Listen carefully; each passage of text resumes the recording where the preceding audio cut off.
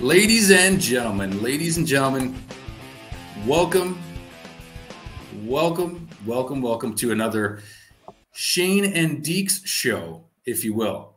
We haven't officially branded this thing, but we're here, man. We're here, and we're going to fire out this quick episode for you guys, and we are going to talk about the training camp and the preseason that was and is now thankfully done. And by that, I mean specifically, thank God, the preseason is done.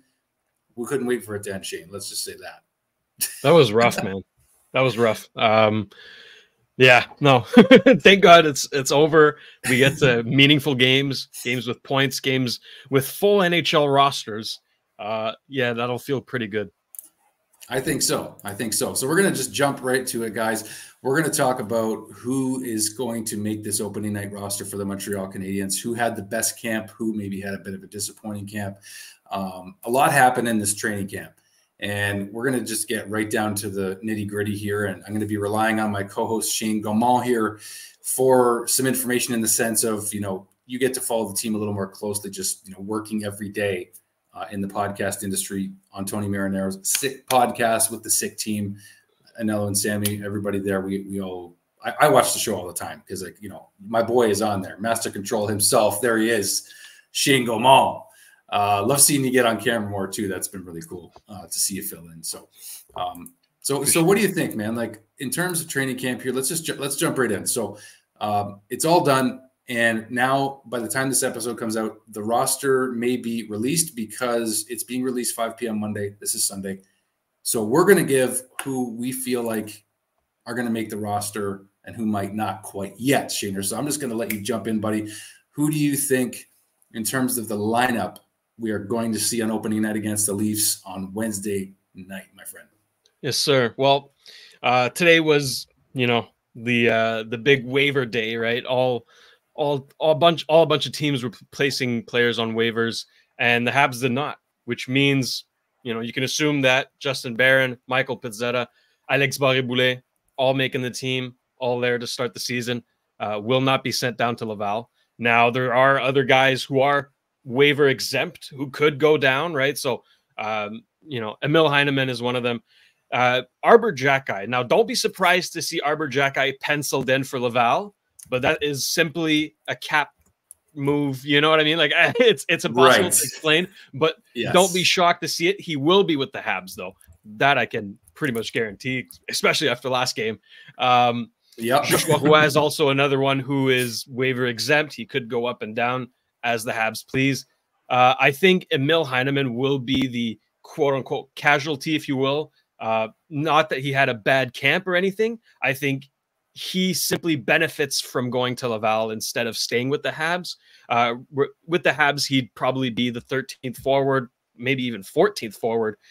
Maybe not a whole lot of ice time. Whereas with Laval, he'd probably play on the first line, first power play. He'd get time to develop, and it won't cost us the player, right? We can send him down and up as we please. So I'm picturing that right now. And obviously the leading point scorer in the preseason, Oliver Kapanen, Grant's prized possession, if you will. Now, he's been calling about Kapanen for a while, and he was right, man. This kid's legit. He's going to start with the Habs. He's going to play his 9 games, and then they'll probably have another look and see, do we send him back to Sweden? Do we keep him? I think he genuinely has a shot to stay this season, but at least the 9 games, he's earned it for sure. I mean, he's been fantastic in the preseason. That is an important piece of information because we kind of forget, and myself included, that he can play his 9 games, and then they still have the option whether to send him back. Was it Finland you said, or he plays in Sweden? He plays for Sweden. I forget the team's name, but I know he plays in Sweden. Yeah. He is Finnish, though. He's from Finland, but it's confusing. That's what threw me off. I'm like, what's going on? Yeah. But that is an important piece of information because, again, Oliver Kapanen could start the season with the Canadiens, but it doesn't necessarily mean he's going to stay here for even half of it or a quarter of it, really. Like, this is a good opportunity for him to, step in Patrick Laine's, not necessarily on the second line, which people are saying, like, this is the whole debate about whether who's going to play with Kirby Dach and Alex Newhook, right? And wherever Kapanen ends up, if he's here, it's a really great opportunity for him, and he's certainly impressed at this camp. Absolutely. No, I think he's well deserved, right? And you know what? Like, he's the type of player you want in your lineup. Smart, great hands, great vision. I thought some of the passes he made were just so crisp, perfectly on the tape. Obviously, there's adjustments, right? The NHL is the highest league. The best players play in it. So there's going to be a period of adjustment, maybe picking up on the speed a little bit, the speed of the game, but also the physical speed. But I'm not worried at all for him. I think he's already shown that he can play with the best, play against the best.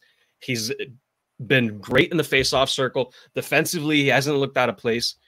I mean, I don't know what else you can say about Kapanen. He's come to the training camp. I think it was Rob Ramage who said he's not here for a t-shirt, right? He's here for a roster spot, and you know what? He got both. I'm sure he got some merch out of it too. Yeah. So you see him against the Leafs on opening night. You see him in the lineup. I do. Yes, I think he'll start on the wing, but I think he'll take some face-offs. If they put him on the second line, right? You got Newhook, Doc, and Kapanen. All three can take face-offs. So depending on where they are, which guy has a strong suit, depending on where, or the situation, that fluidity is excellent. I mean, that's a great asset for the team. And you can put him in just about any situation you need, really. So when it comes to Joshua Waugh, because some folks have, again, reiterated multiple times that they felt like, including Tony, that he had a bit of a disappointing camp. But what did you see from Joshua Waugh? Where's he going to slot into this lineup, Shane? I think he makes the team. I would be surprised to see him sent down, but at the same time, might not be the worst thing. But I think he does make the team. Listen, it hasn't been the best training camp, the best preseason. But no one really had a great preseason. Like this preseason, you can just throw it in the trash. It means nothing, right? The last game, they didn't even dress the full lineup, right? We've seen the first power play unit once this entire preseason, right? So that's another thing. The power play, I'm not worried. Not worried.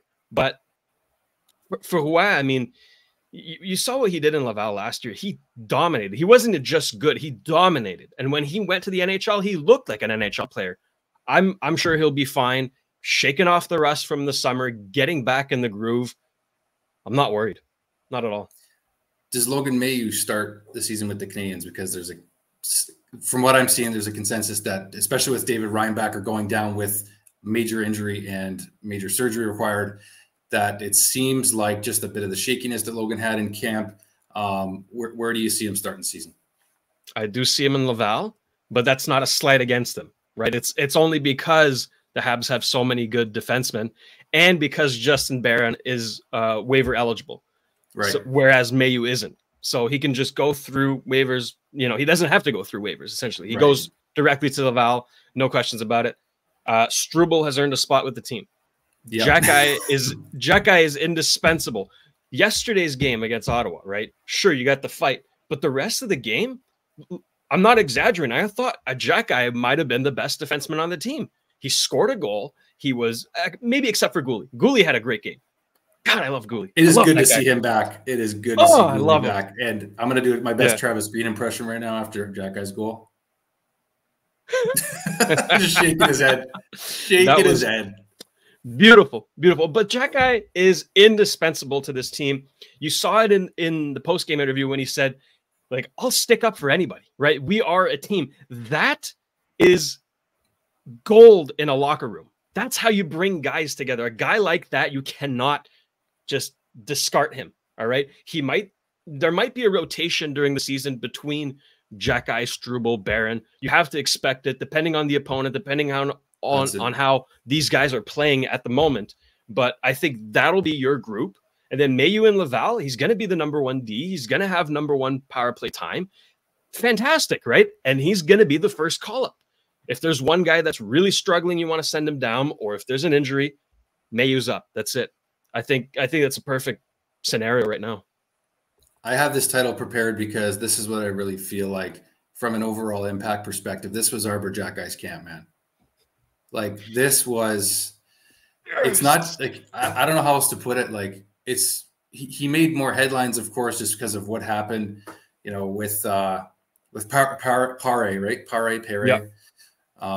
and what happened with Patrick Laine. And it was interesting to see Patrick Laine actually have some ownership in terms of like, because a lot of people commented on my video saying how, you know, Laine shouldn't have come in with that stance so wide and he left himself exposed. And Laine himself said it, that he could have protected himself a little better. So because he's a humble guy. He's a humble guy. That was a bad hit. Listen, I'm convinced Paré did not mean to injure Laine. That I'll say for sure. But Paré's inexperience, right? He's not on the same level as Laine, and he got caught flat-footed. He made the wrong move, and he clipped Laine. Look, that's fine. Arber Xhekaj's response, okay? He invited Paré to fight. Paré declined. He jumped on him, okay? Kept his glove. Taking his gloves off would have actually been worse. So he kept his gloves, but he was angry. And you know what that did to the team? That just solidified, like, okay, we got each other's backs. Like, this is a team. This is not a collection of players. Toronto Maple Leafs, okay? This is not just a collection of players. This is a team, and every guy fights for the next guy. That's how you win. That is a winning mentality. I love it. I love it. And then you see Ridley Gregg go after Kirby Dach. Again, credit to Ridley Gregg. He apologized. He said that was not my intention. I'm sure it wasn't. But late hit, clipped him on the chin. Luckily, no injury. But then he went after Stützle. Again, not a huge fan of that hit. Probably could have done it some other way. But nonetheless, it sends a message. Hockey is a mental game, right? Mm-hmm. If you're the opposition and you see Arber Xhekaj on the ice, are you going to take liberties? No. No. You're going to hold your stick tighter. You're going to clench your cheeks, right? And you're going to be scared. That's a fact, because you don't want that truck plowing you, right? You're going to be on edge. That is mental warfare. That is indispensable, right? And on top of it, Xhekaj, as we saw yesterday, can actually play hockey. He is a good hockey player, right? Listen, the people who say this guy doesn't have a place on the team, doesn't have a place in the NHL, I could not disagree more, right? This guy is critical to this team. Will he play all 82 games? I don't think so, right? There's certain games that call for maybe a bit more finesse, maybe of what some of what Jaden Struble can bring, right? But having that option, having him on the squad, look, you know what I think about him, man. I have his jersey. Like, I love that guy. I love that guy. Well, he answered the bell last night for his hit on Stützle, whereas that's what Paré didn't do for his hit on Laine, which it wasn't a hit, it was a knee on knee. But that's where you have even more respect. Like it was the last preseason game. He could have risked an injury just before the season started, a meaningful game start happening, and he still answered the bell because he's a man. You know what I mean? Like this kid he's not a kid anymore. Yeah. He's becoming a man. You know, that's why Arber's, like, you can say what you want about the hit on Stützle and this and that and how he plays, but you know what? This training camp to me set the tone of, I mean, how many guys dropped the gloves? It was Kirby Dach, Arber Xhekaj, Juraj Slafkovsky, Josh Anderson. Yeah. Four fights in preseason, and like it really was. Marty said he wanted to see more of a pack mentality, but I think that Arber really set the tone and foundation of that, and he raised that level of accountability for himself and for his teammates. And this was his camp to me. No one made more noise than Arber Xhekaj at this training camp. Without a doubt. Without a doubt. Look, there's other guys that I really enjoyed seeing. But and who are they? Right. And unfortunately, we didn't get a chance to get a good look at the top guys, but we know what we have in store, right? This was more of an opportunity for Marty to see what he doesn't quite know yet. What's in Laval, what's coming up, right? Look, not having Kirby Dach last year and seeing him on the ice and play well was a treat.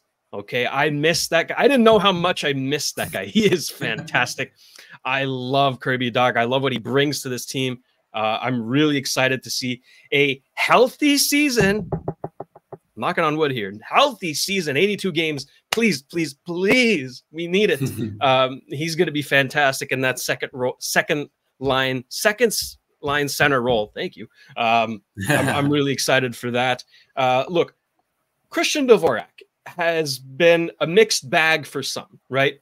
What's undeniable about Dvorak is that he's, I don't want to say consistent because you'll have the odd bad game, but you know what you're getting out of him, right? He scored a couple of goals in preseason, didn't look terrible, but I think as a third line center, he'll do a fine job. I enjoyed Jake Evans as well. Yeah. I enjoyed Jake Evans as well. I thought defensively he looked on top of his game. Even offensively, we saw some good flashes. Down the middle, we're set. We're good for this year. It's looking nice. All right. On the sides is, where Laine kind of leaves a bit of a hole. That's where you're hoping Kapanen steps in, right? But otherwise, Josh Anderson, for the love of God, hit the net. Hit the net. Yeah, I mean, last night, right? Look, I love the guy. I wish him nothing but the best and success. But my God, like the amount of times he had the puck on his stick, I'm like, oh, here it comes. Here it comes. Bang on the boards. Bang on the glass. Bang on the boards. Hit the net. Oh, he hit it in game one of the preseason. He hit it, but it's getting back into that same kind of stuff we saw last season. I'm rooting for Josh. I know. I want him to break out. Yeah. And we need him. We need him to break out. We need him to be that really power horse that we saw in the 2021 playoffs. That's the Josh Anderson we know and love, not the one we have right now. So hopefully that gets settled, right? But overall, I thought this was a stupid camp, but an interesting one. An interesting one nonetheless. You saw some good flashes. You saw some improvement. Overall, I'm still very much excited for the start of the season. I'm even more excited for the end of the preseason, but I think we're heading into Toronto. Well, actually, we're heading into the game against Toronto in Montreal, feeling pretty good. Not feeling bad. Okay, I got to throw this question out before we wrap up. It's going to be a shorter one today. I got to ask you, Ivan Demidov, Player of the Month for September. With SK, look at Rookie of the Month, yeah. Rookie of the month for the KHL, yeah. Is it too much? Is it too much? Is it too soon to be throwing up the warning flag here, Shane? What's the story with Ivan Demidov and the limited ice time? What's the story right now? Talk to me.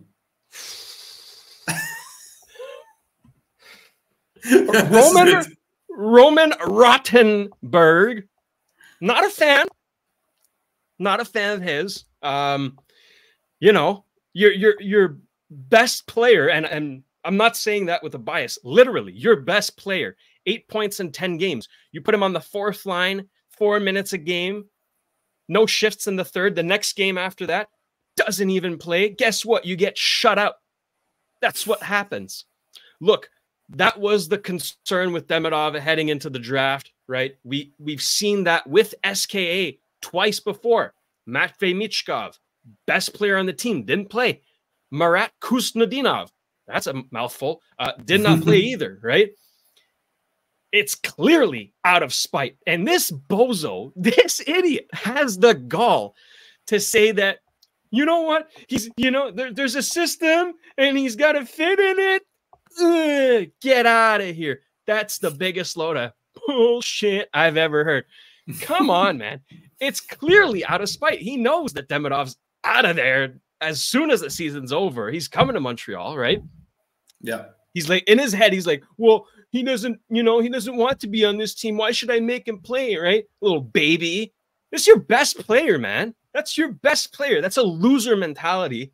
I'll never understand this. It pisses me off beyond belief, but at least, you know me, I like to look at the positives, right? It's only 1 year. It's only 1 year. And you saw what Philly did with Michkov, right? They got him out of there 2 years early. This guy was supposed to be there for 3. He was only there for 1. So thankfully, it's just this year. After that, he's coming home, baby. He's coming home. Last question, though. What's the soonest he could get here? Could he get here before, if somehow the Canadiens are in the mix like they plan to be and they get Laine back and they make a push, what's the soonest that Ivan Demidov could get here? Is it still not till next year? I believe it's April. Don't quote me on that. I think it's like early April, the soonest. But again, it depends what SK does with him. He might go down to the VHL Then if they make the playoffs, then he's still there. There's still a lot that could happen. Hopefully, he either gets back in the rotation with SKA or gets sent down to the VHL because he needs to play. Right? He's not going to benefit from being in the stands. This dumbass is saying, "Oh, he's practicing with the best." Who's the best? You kidding me? He is the best. Makes no. Got you. I'm going to end it on that fiery note because I got to roll. But look, folks, thank you so much for watching. This was a quick episode. We put it together in minimal time here. So thank you so much. Go Habs, go. Let's get this season started right with a W in Toronto. And we'll see what happens in Boston next night. But for now, Shane Gaumont, Drew Deeks. Thank you for watching, everybody.